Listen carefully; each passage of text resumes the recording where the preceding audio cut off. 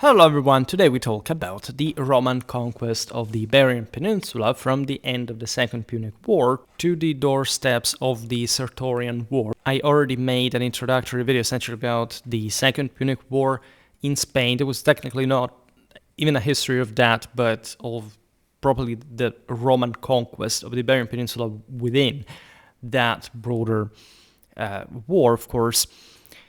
I would like to thank the mod 0AD. There's no sponsor as always, nothing of that, but because thanks to them, I'm finally getting enough Creative Commons pictures for Middle Republican Roman warfare, which is a topic that I studied at this point for decades and that I really want to make much more content on. It may seem strange, but the reason why I sort of held back a little bit up to this point is that I've made, of course, a lot, even about just basic Roman history of that time, including battles of the same era for our series, primary sources and everything. We will continue to do so also for today's topic, as a matter of fact. It's just an introduction. But really, it may seem so strange, but again, in Wikimedia Commons, which is the only source of, say, freely and commercially usable images left that you can Google through some filters, and yes, you will find them, but it's much more sort of a gray area.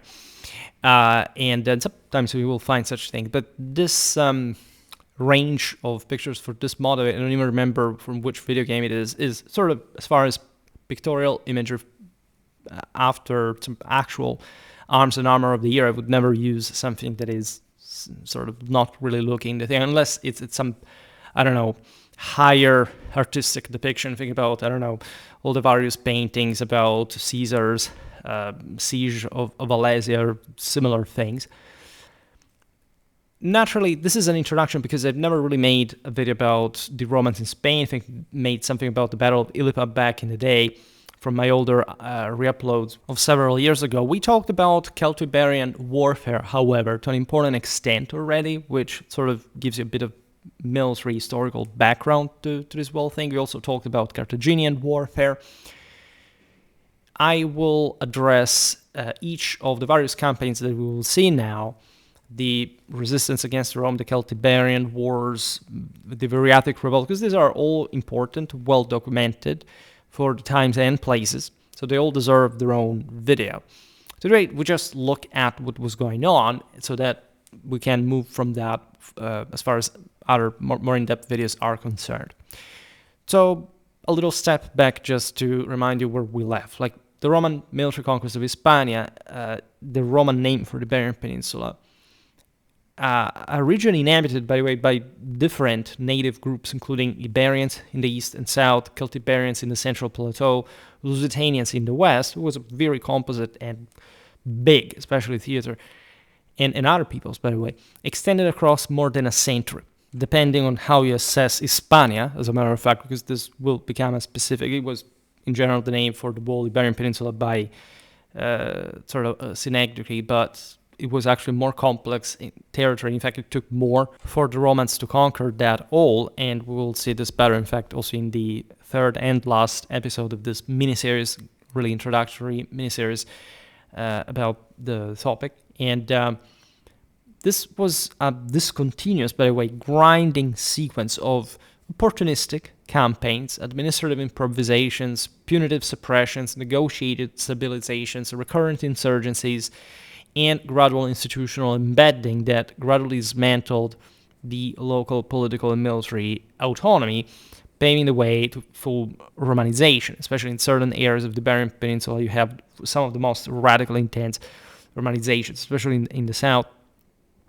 Some scholars call the Roman conquest of Spain a bit like the Vietnam of Rome, or at least they draw parallelisms with that. It's not really much correct, but it is an attribution mostly referring to the 2nd century BC crisis of recruitment in Rome, which has also in turn historiographically been much resized, right? If you studied Roman history, I think still on manuals used in university today, that there is a pretty big topic that is functional also to the explanation of the Gracchian era and all the complications. But say Roman history is much more complex and nuanced. That was surely a problem for Rome during that period for different political and institutional reasons.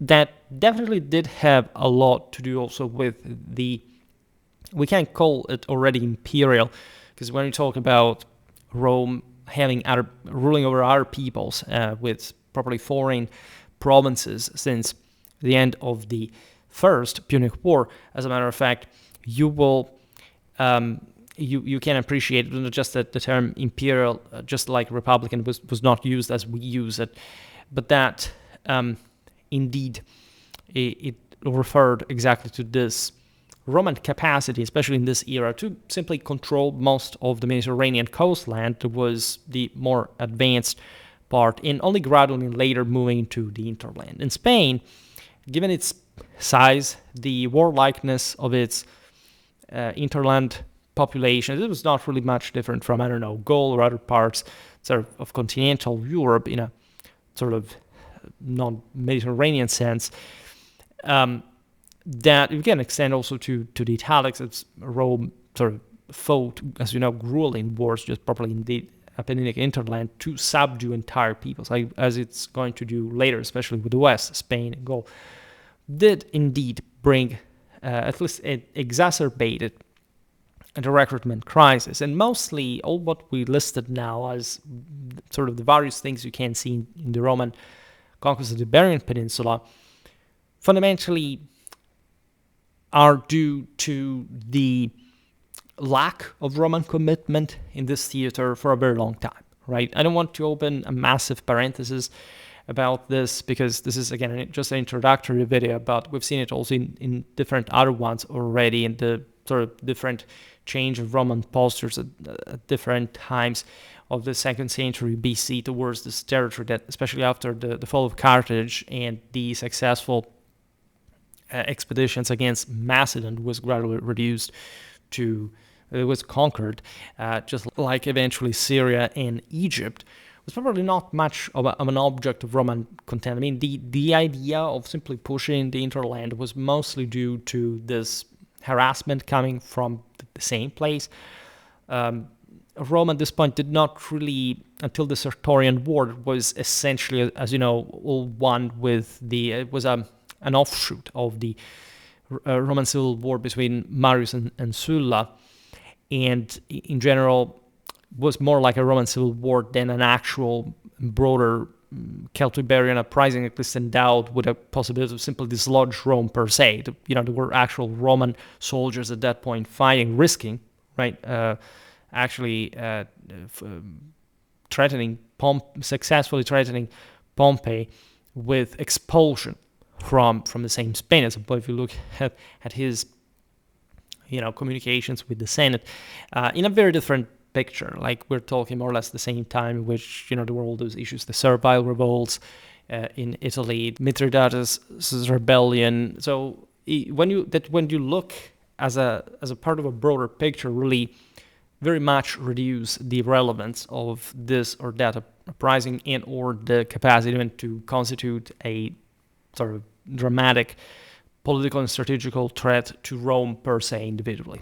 Naturally, some of these revolts, like for example Viriatus' one, are sort of etched in the national memory, in this case the Portuguese people, for different reasons. Every people in Europe sort of had to magnify and sense the leaders that back in the day on their own territory, with some indeed also cultural ethnic continuity, did fight against Rome, but it's something mostly dating to the last couple of hundred years for reasons that we know very well on Schwerpunkt. And when we look at this past, it's not a contest about who was, this guy was the mega chad. We have to reconstruct the stuff in ways that make sense. Like Viriatus' revolt, regardless of, again, also the Roman debacle here and there, that is an example, but the Numantine War, for example, was a big deal. It's not, the Romans did not employ, as we will see today, great means to cope with those foes. But in the bigger picture, mostly were part of a broader Roman consolidation that, even though you can't sort of deterministically say, okay, it had to be there, but by this point, in particular after the Second Punic War, was just something that would have happened sooner or later, right? Hadn't the Romans disintegrated for some sort of civil war or at Similia, right? Unsurprisingly, in fact, some of those issues arose when the let's say, with Sertorius' revolt, there was a Roman politics in between, and mostly the Romans were involved in killing one another rather than in faraway places. Because it's important also to stress this by ancient standards. We're habituated to, of course, picture the greater breadth of Roman power, but we often misunderstand how the empire was actually run, and how still by the 2nd century BC, places like, I don't know,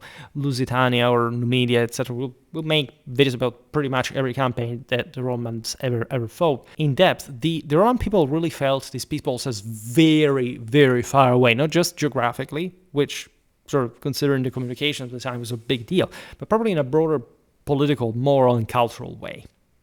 And that this entwines also with for example, the gradual sort of development of the Roman army into a more permanent professional force, right? Spain actually was key to this. We talked about it in the videos about the Roman cohortal tactics and how Spain, for mostly strategical operational reasons, brought to that organic repartition, and not because this, again, there is all the Scipian experimentation during the Second Punic War in the same Spain, for that matter, for different reasons, with what we tend to associate with the cohort, but we tend to give a bit too much of a deterministic and push positivistic, functionalistic meaning to that. Like, there are some important philological issues to, if anything, from a linguistic point of view, to approach when studying that thing, because, to make a long story short,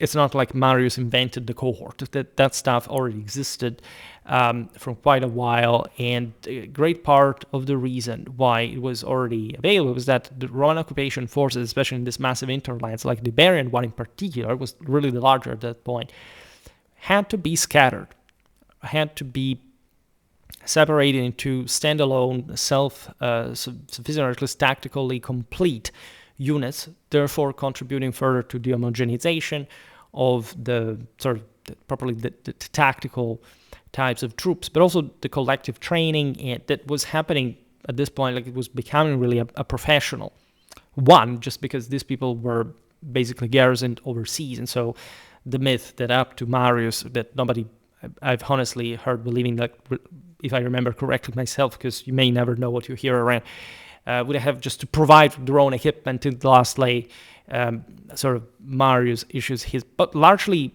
sort of also recruitment reforms. They weren't even technically military reforms, which is like a broader, purely legal, institutional, constitutional thing. It wasn't really much that the military changed simply because of him. That's the myth, that the autocrat arrives and he all of a sudden changes the army because, everybody was dumb not to see that. Right. This doesn't mean that Marius did not know his deal, etc. But most of even of what is attributed to him, in fact, historiographically speaking, if you know what the primary sources are, really is a bit made up for the sake of circumstance. Right. It's not like he doesn't deserve that, but we'll talk more about him as well and his reforms. Already made a couple of videos about that, for that matter. And it has to mostly shift instead the attention to actual Roman campaigning out there, which, especially in this period, is somehow underrated because of this ambiguity of what was really the Roman army at this point, this moment of change. Now, this long process of the Roman military conquest of Spain began, as we've seen in the previous episode, during the Second Punic War, 218-201, when Rome intervened in the Iberian Peninsula to counter Carthaginian power under the Barcid family. Hannibal and his relatives, who had established a dominant presence there since the late 3rd century BC, following the First Punic War, and a lot of tactical experimentation, plus some state building as a sort of parallel state compared to the Carthaginian quote-unquote republic. I have, again, videos about Carthaginian War, but we really have to come back prevalently on that period in history, because we have abandoned the lottery a little bit, so we have talked about filling more gaps for medieval, modern, contemporary warfare, but I'm making, in fact, this special exactly for a bit the same preparatory purpose. Now, when Scipio Africanus, one of the greatest commanders in the history of mankind, the Roman general who later in the war earned his cognomen for defeating Hannibal at Zama, returned to the Urbs in 206 after the definitive expulsion of Carthaginian power from the peninsula at the Battle of Ilipa, near modern Seville. He explicitly advised the Senate to maintain a standing military presence there rather than evacuate the territory, which also made a lot of sense given that, as we've seen, the Romans had already been not just fighting against the Carthaginians and repressing those Celtiberians that had fought alongside the Punics, but also already quelled some rebellion from different populations that were as fluid as tumultuous in the Iberian hinterland.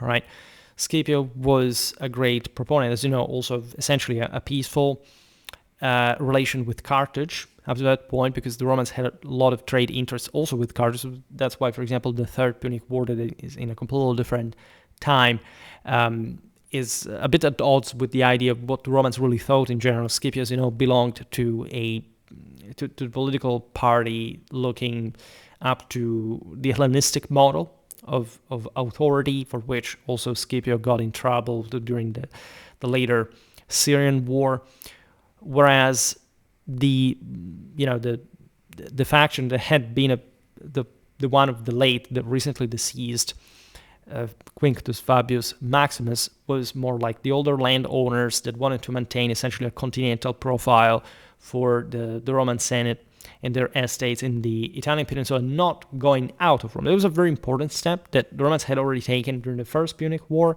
I made lots of videos about this cultural aspect if you're interested, because the 2nd century BC, in my opinion, is incredibly underrated in general outlook in Roman history, and also deeply misunderstood, but actually fundamental, right? This skipped because everybody likes the Punic Wars, at least the first two, as the biggest military deal and so on. And then the bigger civil wars essentially in the first BC, and in between, people do not like, yes, there were important conquests, especially of the East, of Macedon and so on, but at the same time, the political issues of Rome and the broader background is sometimes missing, right? In pop culture, I would say. Now, the alliances that Scipio had concluded with numerous local communities during the Second Punic War carried clear moral and strategic obligations of protection. Scipio really was an immense figure, again, a quasi-divine one in Roman history for different reasons. We shall really make a video about him to begin with, and he had really displayed that true understanding of not much of an imperium, but of a regimen of these populations. He had been respectful of those allies that really had, were very sketchy due to the fact that, big war between the Romans, the Carthaginians, big civilizations, what is going to be of us, right? And Scipio had really behaved in a very clever way to win over, in fact, the support of at least the majority of the Celtiberians against the Punics, right?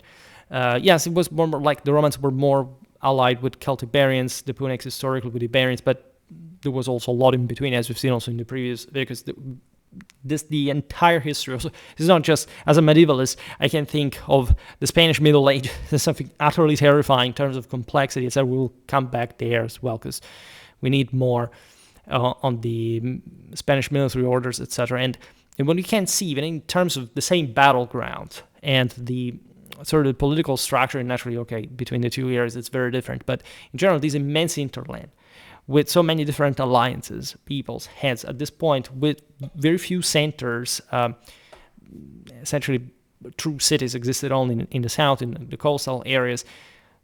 What the Celtiberians had themselves was very similar to the Oppida, and that we also made a video on, that however were sort of bigger, more structured in certain parts of Gaul, of Central Europe. They had them as well there. So we need to talk more about this region to begin with. And there was, however, at the end of the war, and also just because the Roman generals changed office, they couldn't be forever in charge, and Scipio historically had been given extraordinary imperium for his age and abilities and so on. And so those pacts that had themselves, also because the same Celtiberians considered them ad personam fundamentally, revealed their inherent volatility. When, for example, Indibilis, a prince of the Largetes tribe in the northeast, who initially allied with Rome, had defected back to Carthage, and that was also part that the Romans had arrived first. All right, and also a pretty important strategic one, because it was historically connected from places like Empúries with Massilia, that had been, as you know, also a Roman ally against Carthage. So it's really complicated. And Indibilis had defected the Romans and had to be crushed earlier in the war alongside his brother Mandonius, as we've seen in a previous episode. Withdrawal, Scipio argued, would expose those newly secured allies to renewed instability and invite any Carthaginian attempt at recovery, the latter sort of even less likely, that at least threatening that what had been the case up to that point, because just a giant like Hannibal could do the Second Punic War. Like Carthage as a whole did not even help him that much in the same way. But it's obvious, like if you withdraw, this a memento for today as well, from places that you have a foothold on, and that you have, of course, all the interest of controlling, especially considering that Spain at large has a fairly rich interland in absolute terms of quantity. I mean, it's pretty silly that the Romans would have not done it anyway, but it took also political will to reinforce those positions, and that's where Rome, throughout this entire period we're looking, especially today, sort of went a bit back and forth with that. It really needed strong men to understand how important it was to consolidate this enormous region. Scipio therefore consolidated Roman control already when he was in Spain by stationing permanent garrisons at Tarraco, modern Tarragona, the main northeastern base. That will become really the most important center there between Saguntum and Empúries. You have Carthago Nova, the modern Cartagena, that had been sort of essentially refounded. There were always some previous settlements, but the Carthaginians had conferred to it properly a urban profile. This was, in fact, a key foundation in the southeast, as you know, and at that point, still the most important center, at least before the war, and Gades, modern Cadiz, a Phoenician founded city in the far south that had defected to Rome at that point, by the way. As you know, the Phoenicians founded lots of marketplaces all across the Western Mediterranean, not population colonies like the Greeks and the Romans later. But these were, in any case, very strategic and garrisoned centers that eventually Carthage took over as you know, originally an offshoot of Tyre that was still recognized as the mother city. There was also the foundation by Scipio of the veteran colony of Italica. That is not a random name, obviously, in this context. It was properly expressing like the essentially Italian grabbing of Spain, right? Near modern Santiponce on the Baetis, the modern Guadalquivir River. This was by far the richest place, and that's also why, of course, the most important Roman colonization had to take place there. I mean, Marcus Aurelius, as you know, historically came from the Roman elites that settled there in between these times. And Italica was considered properly to settle wounded legionnaires unable to return to Italy. Remember what we were saying before. This had been also a very painful reality, socially speaking. Many veterans had been forgotten. The same Scipio had been glorious and magnificent in properly redeeming the defeated of Cannae, a trauma that he was immediately able to recover from, even though he had suffered in person. And it's through those renegade Sicilian-based Roman legionnaires that had been stranded or sent properly over there by the Senate that was scornful towards the defeated of Cannae, that Scipio got the manpower of this the Romano Italics that eventually would settle, in part remain there. Scipio reorganized logistical dependence so that the army in Spain became largely self-sustaining as well. You want to find an actual foundation of the direct military occupation. It started at this point. Booty from defeated enemies, together with systematic requisitions of grain, clothing, hides, and other necessities from rebellious or subdued groups, covered most operational costs. So in other words, the Romans, of course, took over a great part of the local surplus, but it was enough, even considering all the defeated allies of Carthage over there.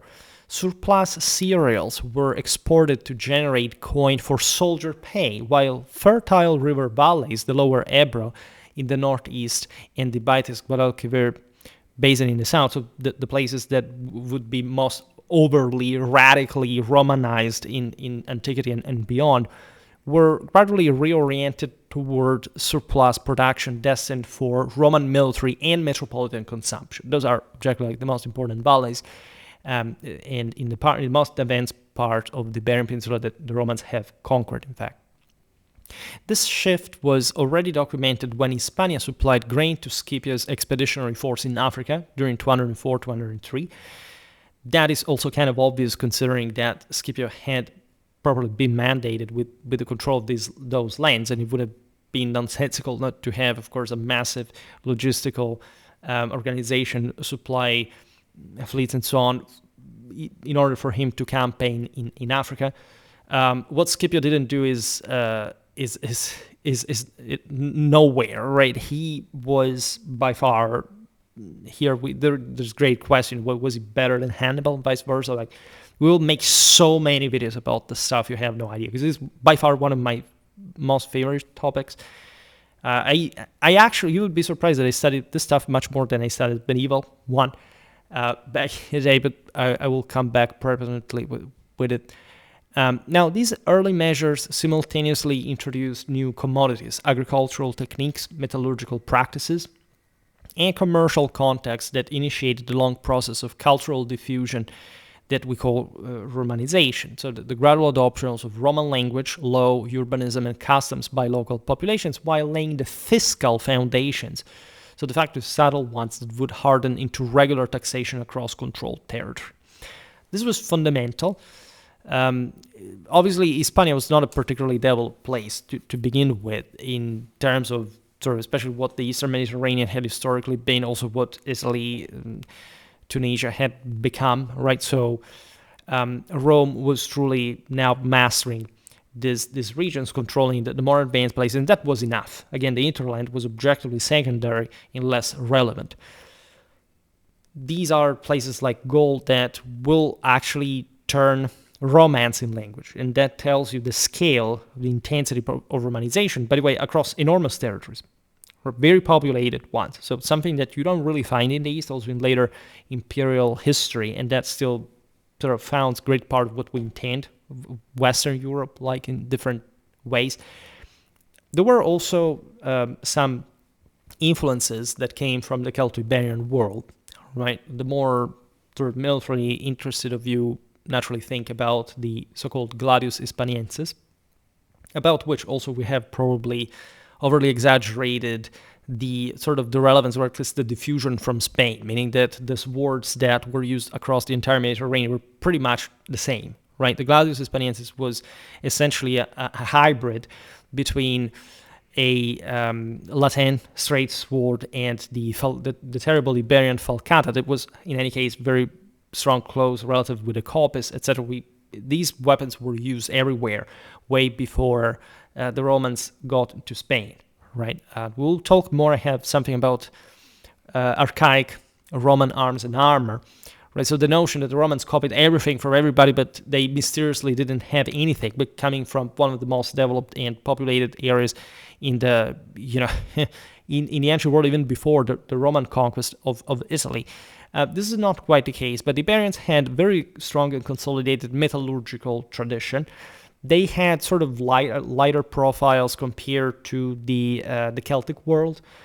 We explained why in the various videos. I made so much about Celtic and Celtiberian warfare in comparison that sort of makes you understand the divide, right? Celtic influence was strong in different parts of northern and western, the Western Iberian Peninsula.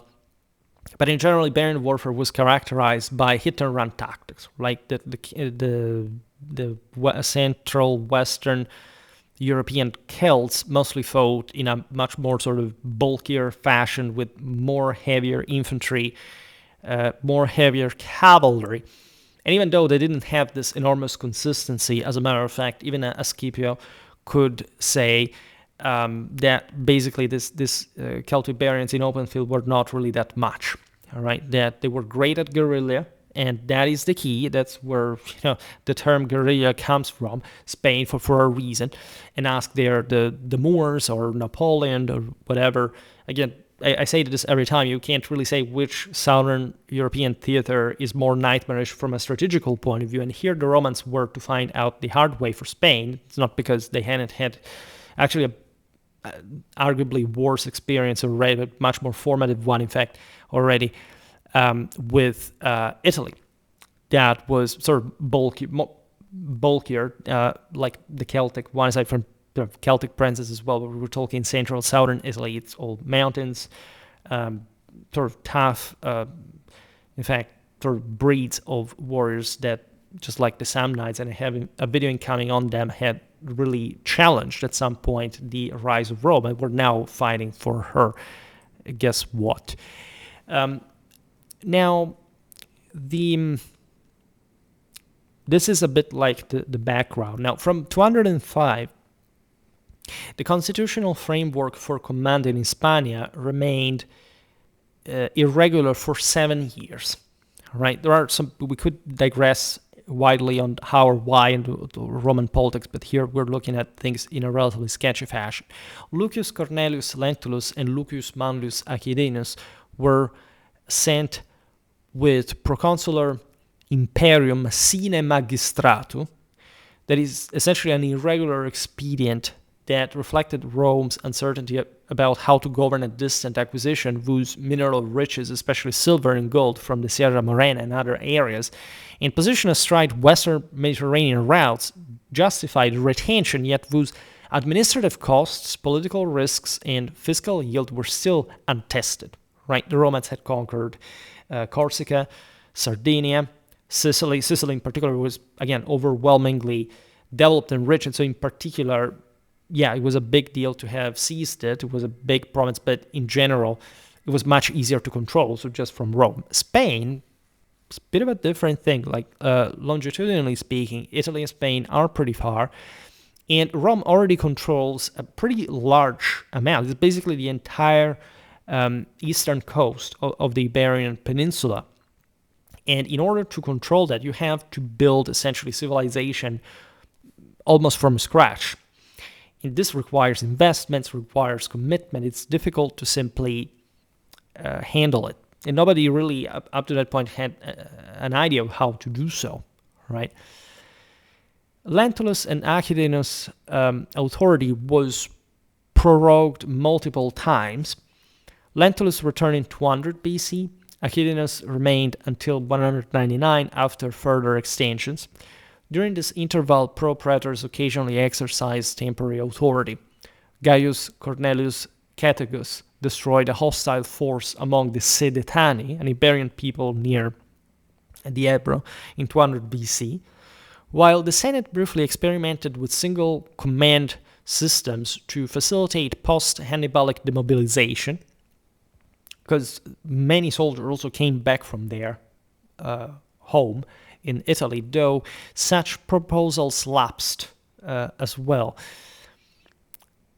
Remember that the Second Punic War was truly like the bigger deal ever fought, right? For Rome, and in general, like in the First Punic War, there had already been this opening to the Magno-Grecian world, this idea that, that wasn't just like the Italic warrior moving just a few, maybe hundreds even of kilometers from home, coming back. This entailed a completely different, already de facto professional type of military administration and organization as a consequence. Remember what I said about the cohort already.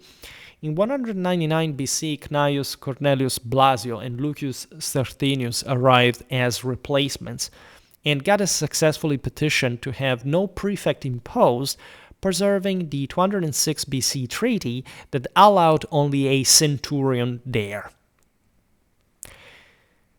This tells you also how sort of labile this control really was, because centurions could be at some point could be placed, especially the first spear, in lieu of a legatus, but in general, like, it was probably a non-commissioned officer, right?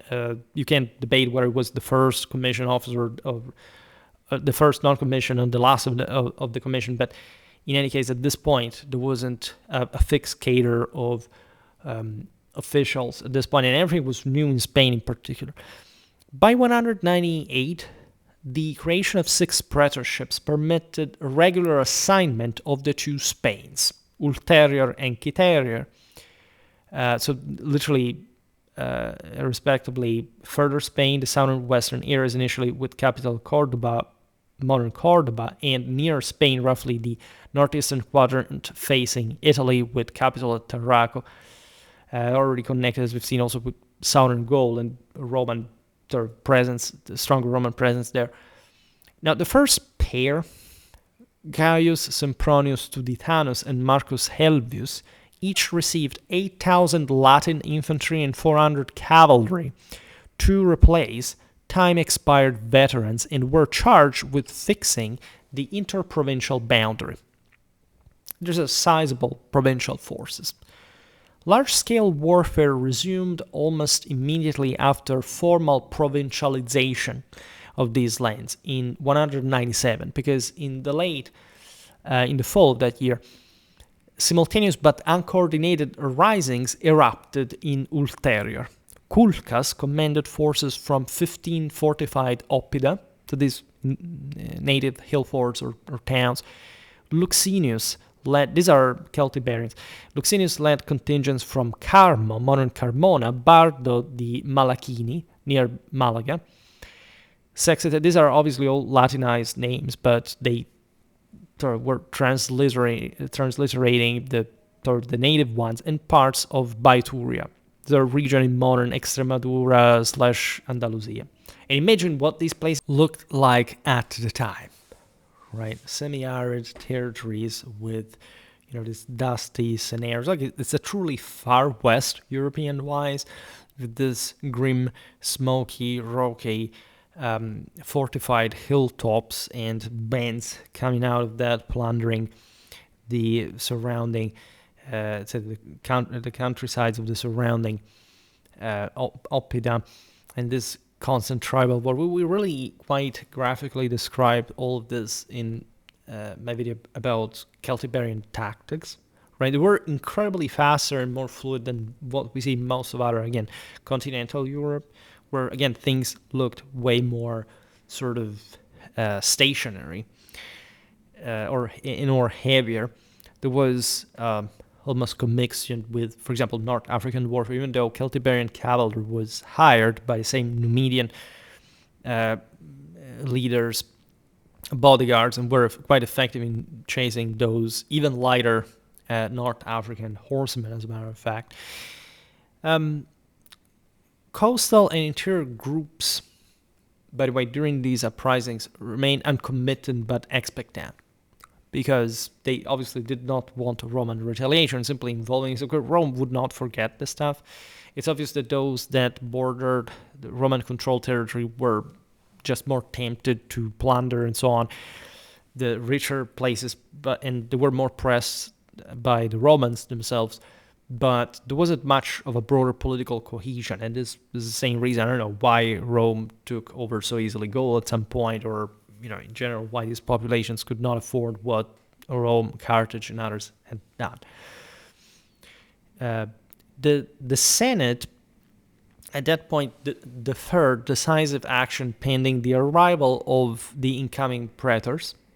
Tuditanus suffered a mortal defeat in Cytherea before the year ended. In 196, Quintus Minucius Thermus defeated Budares and Baesadines near Turda, killing 12,000, captured Budares, and stabilized Cytherea sufficiently for returning commanders Gnaeus, Cornelius Blasio, and Lucius Stertinius to bring home lavish spoils that financed ovations and gilded public monuments. Right? This was very much appreciated in Rome, so there was definitely a practice of Roman commitment and sort of a victory at this point. And this was also some of the lighter warfare that the Romans would engage in. Mostly the problem would occur as they would push in the interland. One of the reasons why this was not a Roman Vietnam, by the way, among the various things, is that the Romans finally won, right? It just took, however, the parallelism is spot on as far as the fact that the Romans, for at least a very long time, were not fully committed to the conquest of Spain. The Senate reacted to the persistent emergency by declaring Hispania Consulares for 105 and assigning Marcus Porcius Cato the Elder. I made an entire video about him for our Roman history videos. It's not a biography, but it speaks of his life and times, right?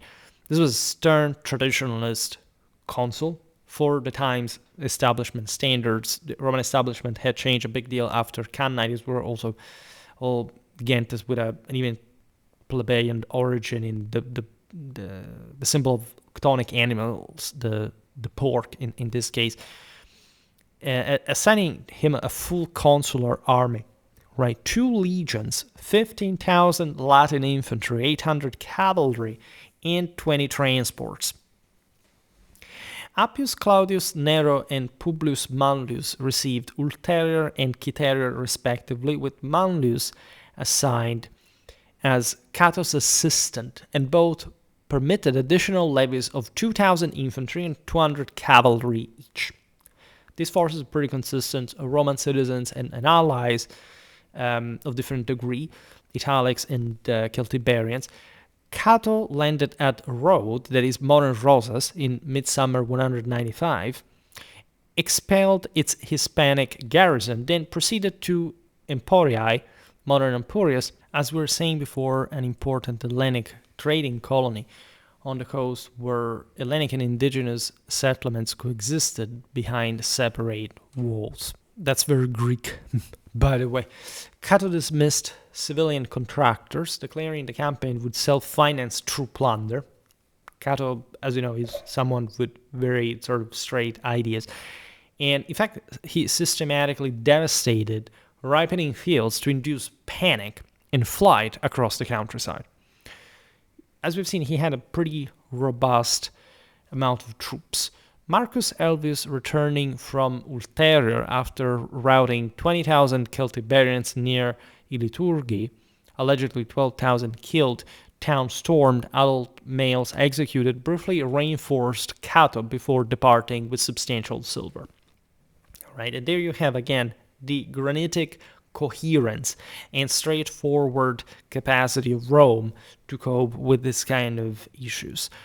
When 3 Ilergetes envoys pleaded for immediate relief from attack, Cato refused to divide his force, yet staged a mock embarkation of 3,000 men to restore their confidence, then established winter quarters 3 miles from Emporion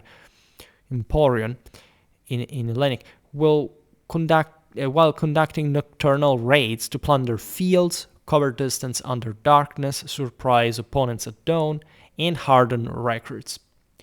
This was admittedly even a very good school for a soldier. Right? The problem is that the funds, the supplies would not be there in the medium-long run for much of a more robust military to decisively deal with insurgency. However, as we explained before, the professionalization of the Roman army strongly passes through the Iberian Peninsula. But back to action, Cato at midnight maneuvered around the enemy encampment, deployed at first light, and provoked a sortie by sending 3 contingents to harass the rampart before simulating a retreat. This, by the way, already tells you how sort of flexible and adaptive the Roman army was, right? We've already seen how, we would see it better even in other videos, how during Scipio's campaigns, the Velites had found a particularly pronounced role, right? Their assault kind of against these lighter troops had been really exalted and in very successful ways during guerrilla. So again, let's not simply overly categorize peoples and simply say, okay, well, one fought just that way, and especially the more advanced is definitely the most adapted. Now, the pursuing enemy was caught forming line as Roman cavalry struck the flanks. As we've seen also in the previous episode, cavalry was really a very important element, not just in Roman warfare in a much more pronounced way that people really imagine. Like, Roman cavalry was pretty darn good. And there is this, I made an entire video debunking the myth that the Romans allegedly did not have strong cavalry. Actually, like one of the strongest cavalry, if not the strongest cavalry at this point, other than sort of the Macedonian one among the European centuries. And during the Second Punic War, the Roman commanders and cavalry were magnificent, to say the least. They never lost in condition of parity, and Gladius was actually a better commander than Massinissa for that matter. We will see all these things better in another video. The right wing of the Celtiberians recoiled in disorder from this flank attack, threatening to unravel the infantry as well. Because obviously, the Celtiberians had plenty of cavalry, as you know, we said before. Cato countered by dispatching 2 picked contingents behind the enemy right, restoring balance. As exhaustion set in, he committed the reserves. The opposing formation shattered and fled toward camp. Right, we will not look today at all the single engagements in depth, but this, I think, is quite illustrative of how sort of solid, in general, the Roman capacities really were when troops were properly led and equipped. Now, the Second Legion there exploited a thinly defended left gate, forced entry amid confusion, and completed the slaughter, which the Romans were naturally pretty eager to commit. Cato permitted a brief respite, then despoiled surrounding districts until Emporia's inhabitants and refugees surrendered unconditionally. All communities along the route to Tarraco capitulated in turn. This was a great example. Remember that Romans never simply slaughtered just for the sake of that. Right? They're pretty good at it, but everything is calibrated. And here it works magnificently, securing the entire north bank of the Ebro. False reports that Cato intended to march on Turdetania nevertheless provoked renewed revolts among the Vergistani. He reduced 7 forts with minimal fighting. Then, after a second uprising, sold the entire population into slavery to deter imitation. Please check the video I just made about sort of the Helleno-Roman conception of slavery, among other things. We'll come back also more specifically on that topic. Classical antiquity. In ulterior, Publius Manlius combined forces with Appius Claudius Nero, overcame the Turdetani, at least marshal of southern peoples, at least according to sort of Roman historiography. Because in practice, the more warlike peoples were the ones of the north, right? The Celtiberians was in between. Probably if you look at the other we'll see them at some point better. They were the tougher in general. So the very northernmost were more difficult to dislodge, but not so military effective. The Iberians in the south were considered sort of more sort of soft and spoiled, right, by the riches, the contact with the Mediterranean wealth, and so on. Despite this Turdetanian defeat came despite their recruitment of 10,000 Celtiberian mercenaries, that would suggest, namely, that the Iberians needed Celtiberian mercenaries to wage war. Cato separated the allied encampments, routed Turdetanian patrols in skirmishes, plundered untouched zones, and seized Segestica after the mercenaries hesitated. Sedetani, Ausitani, and Suessetani defected. Lanketani were surprised when recently allied Sassetan auxiliaries advanced to their walls, drew them out in rage, overpassed raids, and left the gate unguarded for Roman entry. At Vergium, Cato exploited internal divisions between townsfolk and brigands who had seized control, by the way, and you can't really distinguish, the two groups. He instructed the leader Vergestanus to re-enter the town under pretext, seize the citadel during the Roman assault, and coordinate the double envelopment. The brigands were executed, loyalists in the citadel freed with property intact, and the remainder sold. Cato restructured silver and iron mining operations for maximized state revenue before departing, yet his measures, universal disarmament north of the Ebro, demolition of city walls in a single day, Segesic alone taken by storm, has been an exemplary enslavement, deepened long-term resentment. Right? There is naturally much you can do in terms of simple destruction, extermination, repression. This was essentially showing the Celtiberians what Rome was there for. And even though they didn't really have much capacity to do anything about it, they also remained wary of Rome and hostile because of this affront.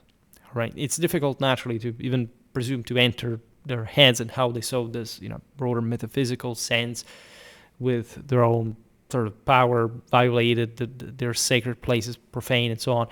But Rome had, as we explained there, just a much, in other videos, much higher sense of hierarchical management. And as far as Cato's involvement was concerned, she did pretty darn good. Pastoral warrior economies were forcibly shifted toward sedentary agriculture. At this point, some areas of frontier remained somehow more turbulent and wilder, but Rome forced this settle down, this disarmament, basically. Young men displaced from traditional raiding and herding roles drifted into banditry. In some cases, mercenary service, often for Rome herself, because naturally also much of that back and forth, the skirmishes, etc., was thanks to the Celtiberian auxiliaries, or open rebellion, as we will see now, and throughout sort of most of this pretty, again, tormented 2nd century BC. In 194, praetors Publius Cornelius Scipio Nasica and Sextus Digitus confronted fresh widespread revolts triggered by Cato's departure. And it's also typical when the big sort of leader, like the most authoritative figure, is not there, things worsen. Digitus, for example, suffered repeated losses that reduced his army by half, while Nasica extracted the surrender of 50 oppida south of the Ebro and annihilated a large Lusitanian raiding column returning laden with booty near Ilipa. This counting allegedly 12,000 killed, 140 cavalry captured. Those were especially precious sort of noble hostages, while the Roman dead counting only 73. Later, at least, this may be an exaggeration, but in general, we don't have to doubt of the overall outcome, also because we know that Rome struggled in these theaters as well. In 193, Gaius Flaminius and Marcus Fulvius Nobilior dismantled coalitions of Vaccai, Vettones, and Celtiberians, if you want to separate them, because technically these were more northern forces near Toledo, modern Toledo, right, the cornerstone of the Meseta. Fulvius captured Licabrum, Vescelia, Helo, Noliba, Cusibis, and Toletum despite Vettonian attempts at relief. Flaminius seized towns in Ausitanian territory and fortified positions along the Ebro.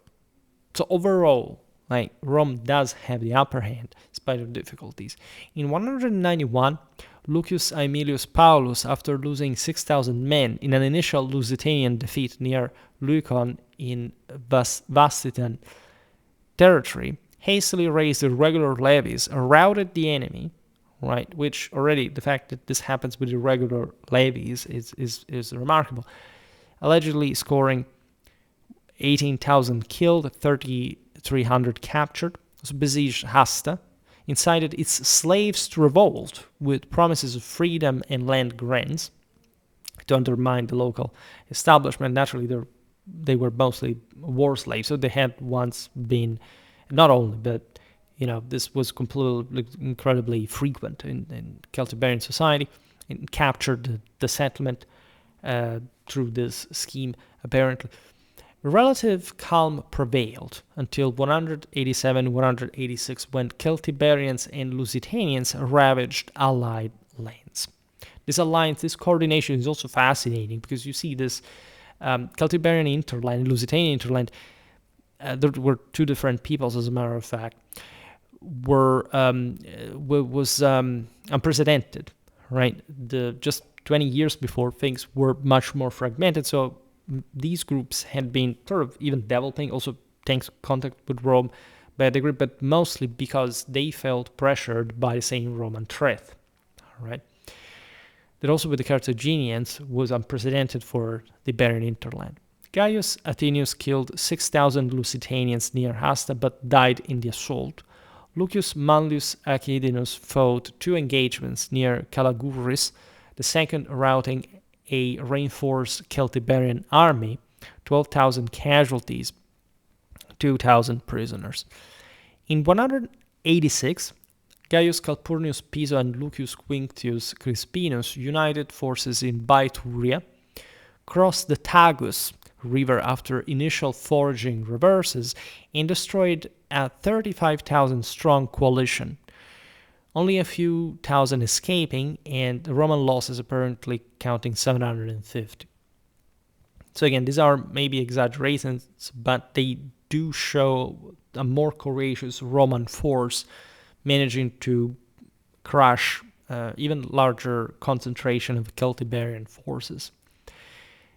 That's where we get to the First Celtiberian War, which was fought between 181 and 179.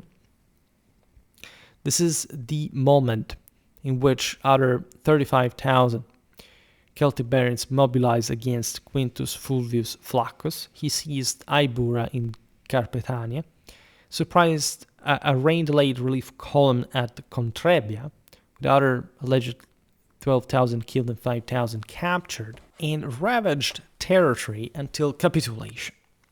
Tiberius Sempronius Gracchus' presence is also famous. He pressed operations in 179, storming Munda, the one of the later Battle of Caesar, the Pompeians, by night assault, reducing Certima after discouraging aid through a display of force before envoys, routing the Alce encampment, with 9,000 killed, 220 men, and 112 horses taken, securing Ergavica's voluntary submission, relieving Carvis from a 20,000-strong siege, and capturing Complega. Major battles near Mons Caunus proved really effective, impacting.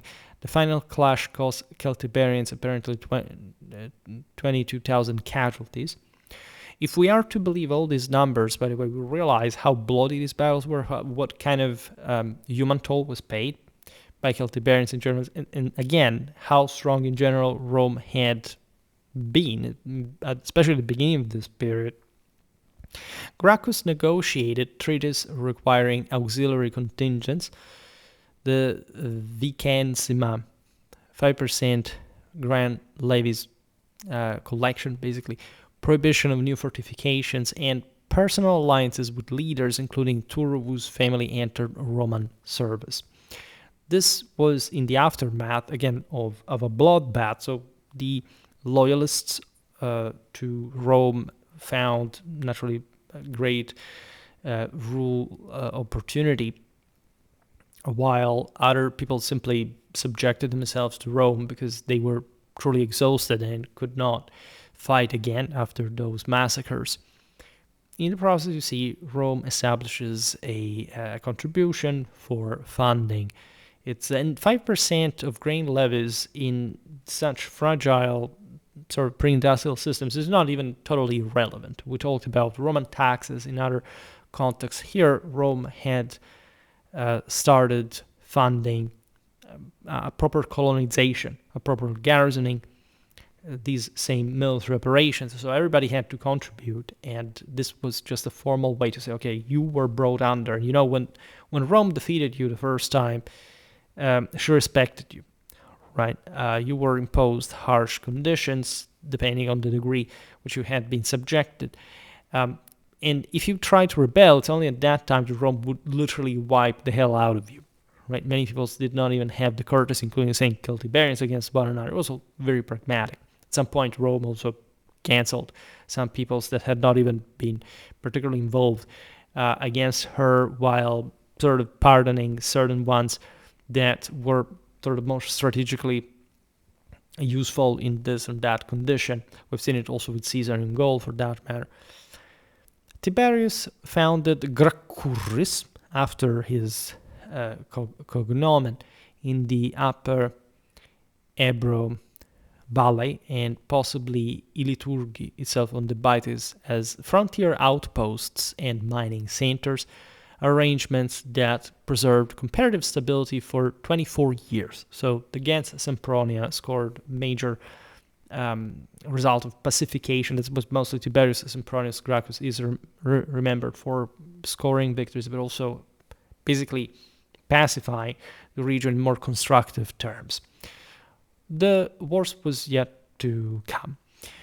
You have, in fact, the Second Celtiberian War, fought between 154 and 152, war that began when Segeda of the Belli tribe violated Gracchus's treaties by enlarging walls and absorbing the neighboring Titi tribe.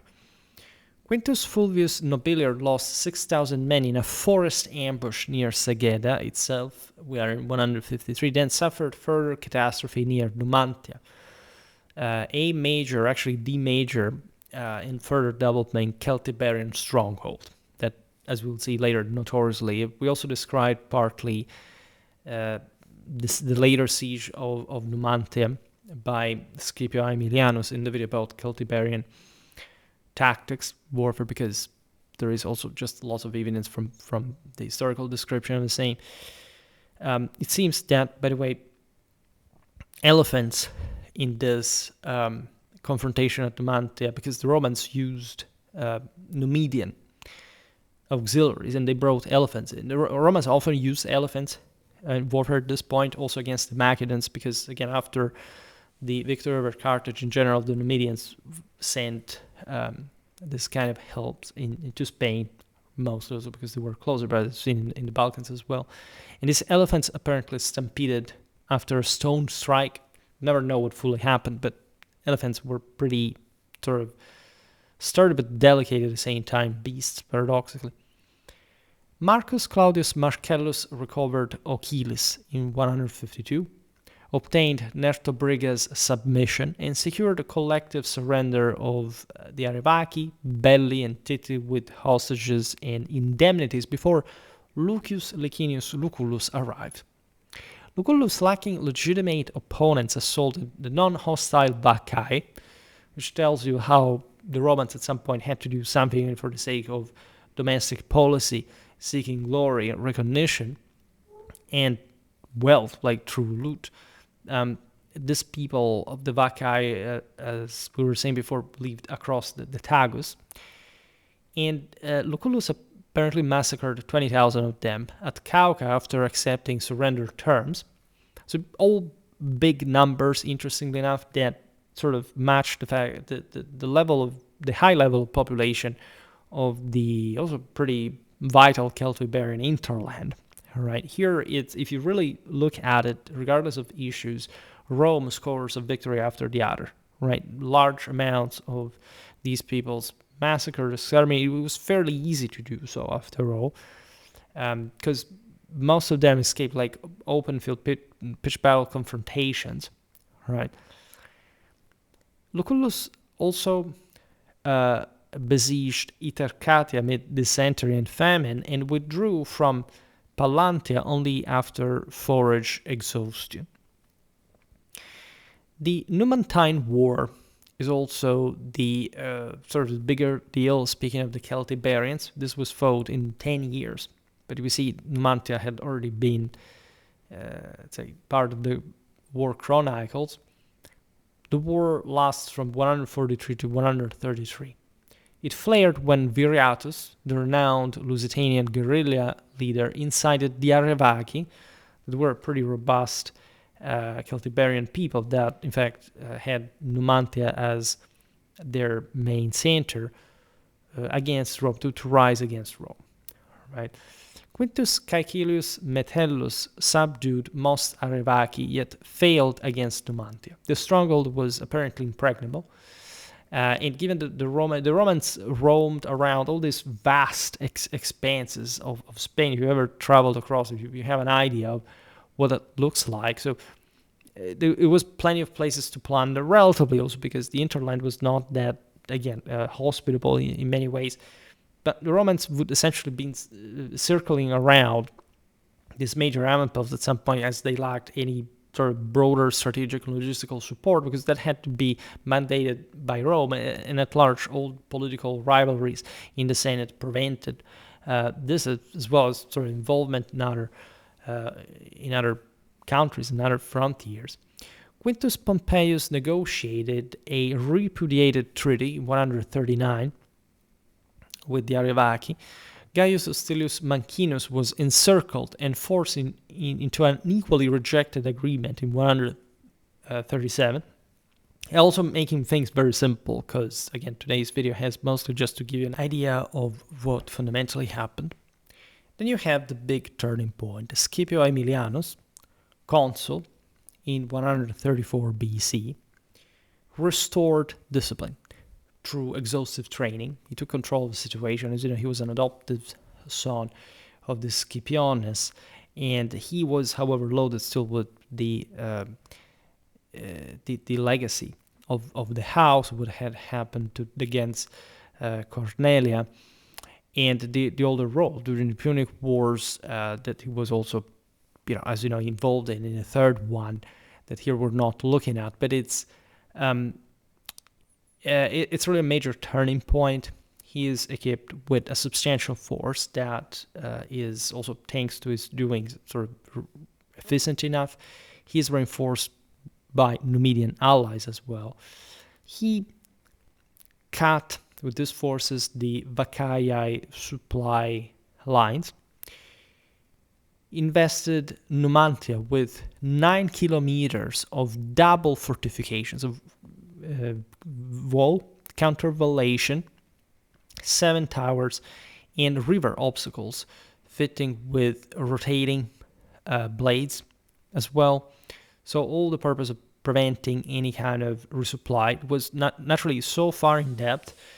Numantia is not sort of, as the crow fly, too distant from the Roman-controlled territory, but it's very strongly reinforced, and it's difficult to operate around it. You have to make this enormous logistical and fortificatory work that is propedeutic to the destruction. There, basically, the Celtiberians have nothing to oppose. There are lots of naturally attempts at sorties, etc. There are this beautiful description, the Phalaricas, of any sort of stratagem that the Celtiberians could provide, because this was basically understood by them being the last major center of resistance, and that would actually be the case, as the Romans, by seizing it, will hold sway on great part, essentially, of the Iberian hinterland. At that point, it would connect also with Toledo, with the further Baetica south, and basically just the Lusitanians and the Cantabrians and other people, the Sturians, etc., in the north, the Galeci, will resist, but from sort of much weaker standpoint, right? Starvation, and making it very simple, because the siege of Numantia is, I will make an entire video about that, is sort of very iconic for different reasons, and surely underestimated. The role of the Numidians in this war was very important, because the later Numidian wars were essentially triggered by this increasing commixtion with Roman affairs, this idea that Rome was fundamentally corrupt in the provincial government, that the Romans would not be interested in sort of quelling a Numidian uprising, but we entered there also another era, the one of Marius, of the young Sulla, for that matter. Starvation and epidemic compelled the surrender of Numantia in 133. Most defenders suicided, survivors were enslaved, and the city was razed. This also shows you the typical way of war of the Celtiberians, relying on this oppida by harassing the enemy, an enemy that did not have enough resources to control these vast territories where guerrilla fighters could rise and harass their supply lines. Scipio Aemilianus changes the whole thing. It gives a great display of a reviving Roman power in broader terms. This, by the way, is in the Graccan era as well, so in a period that shows that for how difficult, of course, the war in Spain was, still Rome worked on the field, and so the recruitment crisis is a bit sort of overly exaggerated. It was mostly a broader political issue than, as always, also than a strictly military one. In all this, Romans keep essentially controlling, garrisoning, fortifying their outposts in Spain, and Romanization becomes more robust. Then you have this other last people that is in the west, in the far west, the Lusitanians, that, as we've seen, had been involved even in stimulating the Arevaki against the Romans. They had sent war bands across the entire region. Historically, all these peoples was an opportunity of plunder, glory, etc., would show up, right? These populations were very warlike. They had lots of very interesting war rituals, what the Romans described as the devotio in bodyguards, essentially preference for death rather than being second or surviving to begin with, to their leaders.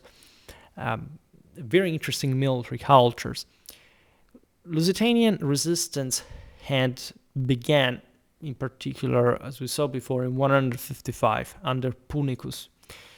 Interesting name, by the way, for a Lusitanian. We inflicted 6,000 casualties on praetors Manilius and Calpurnius.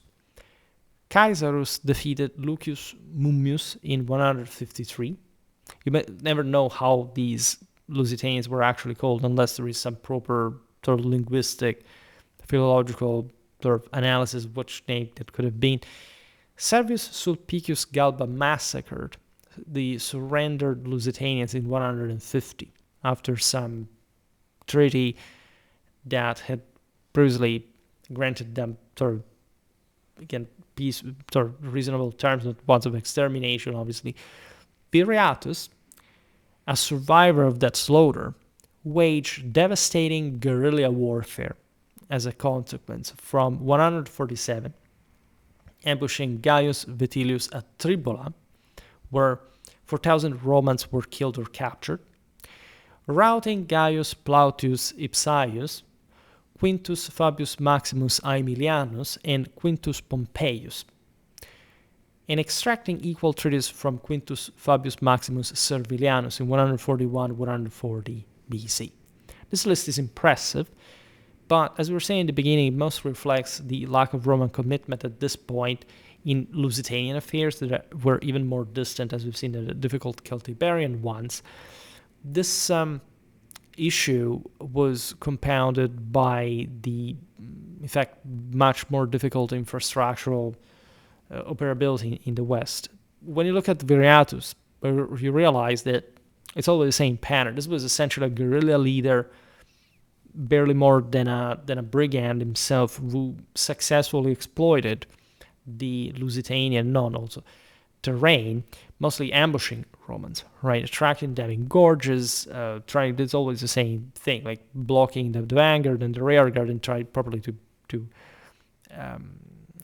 exhaust the column so that it would be bottled and cut down in detail, right? So these are definitely skillful and capable, but never to a degree that will actually threaten Roman presence or constitute even a provincial threat, say, potentially escalating to a regional level, of course. And it's not like the Lusitani were small or took a few effort to subdue them, but in general, they followed the same pattern of the rest of the Iberian peoples. Quintus Servilius Caepio, at that point bribed Audax, Ditalcus, and Minurus to assassinate the same Viriatus in 139. That shows you how, basically, in the immediate aftermath of victories where there was loot like slaves, sort of this greater sense of revenge against other sort of Roman massacres, there was no political cohesion or consistency of any sort of broader Lusitanian force, right? And so Viriatus ended up assassinated. Tautalus succeeded briefly but was defeated crossing the Baetis. Lusitania submitted. In any case, in broader sense, as we just said, there was no way to protract the struggle against Rome. There was no real cohesion. Decimus Junius Brutus penetrated Gallicia. We are in the far northwest, right, the corner, northwestern corner of the Iberian Peninsula by 132. You understand how quick once local resistance faded, like the Roman advance could be across these immense spaces, especially for the time. So this was also a major Roman show of strategy and logistics. Say, if we want, we can arrive there. So it's not really a problem. Nobody is actually going to stop us, even if supply lines are feeble and easily threatenable. Naturally, the entire region was not subdued all of a sudden. Later flare-ups remained localized. Right, there were some peoples that immediately did not give way to Rome. Rome was not even pursuing this point in history, from a broader civilizational point of view, again, a policy of true continental commitment. That's mostly something that the Romans consolidated by the time of Caesar, of Augustus, right? More than else, it was important to simply control peoples in the outer frontier, and this was easily done through this expedition. Titus Didius killed 20,000 Arevaci and raised Colenda as late as 98 BC. So we're talking actually later, but there is more in between, and we'll see it also because of same Roman issues that made some Celtiberians think that they could rise once again or participate into Roman politics at some interesting level. Gaius Valerius Flaccus crushed a Celtiberian revolt in 82. The Saint Julius Caesar, praetor in Cytherea in 61, subdued final Lusitanian holdouts. Right, this is very interesting because it shows you how varied actually the Roman establishment's military experience was as far as all these peoples, all these frontiers. And we'll talk about all these things for the various peoples that we will address. You understand how difficult it is just to be, covering, and again, here Caesar, for example, is beyond our chronological scope, but all these wars had sort of a lot going on in between, and that's why we will look at them separately, much more in depth. Thereafter, by the way, Roman hegemony rested on the veteran deductio, so the colony foundations, arterial roads linking mining districts to ports, because again, interland was also just, you don't invest in that immediately. You mostly settle colonies, and then eventually things will change by themselves. That's what most of Roman, probably the Roman conquest and rule world was about. Regulating mining concessions. The Iberian Peninsula was full of a lot of precious metals, mineral resources. There was also, as we've seen, military-wise, this important metallurgical dimension. It was important to standardize grain levies so that you could have some sort of fixed canon that made this support for the army mostly more effective. The same goes for auxiliary recruitment quotas. Roman auxiliaries continued for a long time, like the customs of local warfare in many ways. The Spains provided, pretty average good cavalry, for example. Also, there is the gradual elevation of the native elites to municipal status at a point, naturally under a Roman control and colonization, but still, right? All processes that embedded Latin administration and culture deeply enough to render large-scale resistance obsolete long before Augustus's Cantabrian campaigns that we will see in the next episode, that were actually a massive military commitment between 29 and 19 BC. Is one of the few that also Augustus had to follow firsthand. They're very underrated, a bit like the Pannonian ones, those are even more. And this is mostly a problem due to this recurrent pattern in Iberian history where the north is very, very undeveloped, but at the same time, for this reason, it's more difficult to simply control. And so there are these bands of marauders who continue their primitive savage warfare, and that are difficult to quell. So you have to literally eradicate them to force subjugation in a much more capillary way than crushing this or that people, tribe once, and basically seeing them backing down because they understood in any case from which direction the wind was blowing. But it's a long process. We will see how the completion, formal pacification of the Iberian Peninsula occurred in 19 BC at the end of the Cantabrian Wars, which is, again, a couple of centuries of Roman involvement before that changed. The cumulative campaigns, treaties, colonies, fiscal mechanisms, cultural transfers transformed Hispania, therefore, from a patchwork of autonomous tribal politics into one of the empire's most integrated and prosperous regions, supplying troops, grain, metals, and administrators for centuries. In the next episode, we will give a look to the Sertorian War, also the Roman civil wars, the Cantabrian campaigns. And these can be and must be properly regarded as the final completion, in fact, of the Roman conquest of the Iberian Peninsula.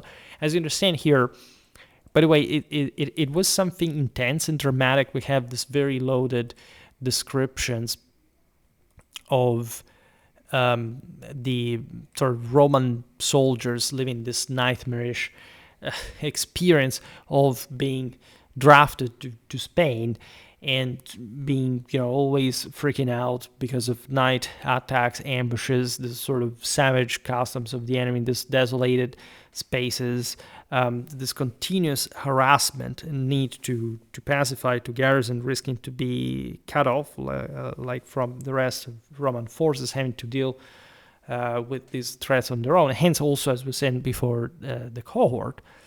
But if you compare this, for example, to the scale of warfare in, in Gaul or in other sort of contexts, right? Well, there aren't so many. We've seen the Dacian Wars recently, for example, in the age of Domitian, of Trajan. Those were sort of much bigger things, also because enemies were sort of much more organized. That is, admittedly, sort of hundreds of years later.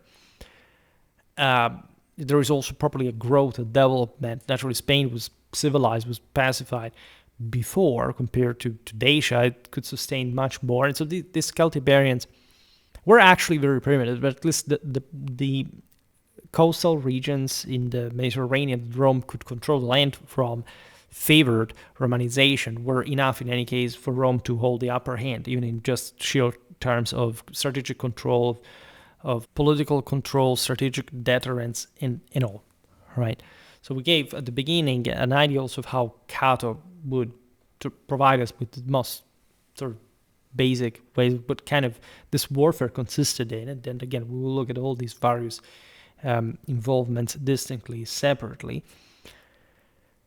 You don't see in the Celtiberian world the capacity to simply coalesce with major national leaders. Again, also Viriatus was probably overblown in a not as much at the time, but before it was in Portuguese history, whatever.